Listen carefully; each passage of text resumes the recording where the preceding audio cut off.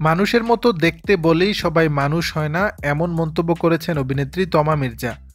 মোহাম্মদপুরের জাপান গার্ডেনে কিছু কুকুরকে বিষ দিয়ে মেরে ফেলার ঘটনায় সামাজিক যোগাযোগ মাধ্যমে এ নিয়ে এক আবেগঘন পোস্ট দিয়েছেন অভিনেত্রী তমা মির্জা, যেখানে অভিনেত্রী জানান, মানুষের মতো দেখতে বলেই সবাই মানুষ হয় না।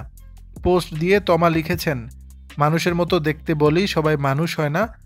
আপনি মানুষ হয়েছেন কিনা সেটা পরীক্ষা করার সহজ একটা উপায় হলো অন্য একটা প্রাণী আপনাকে বিশ্বাস করে কিনা, আপনাকে ভালোবাসে কিনা সেটা যাচাই করা।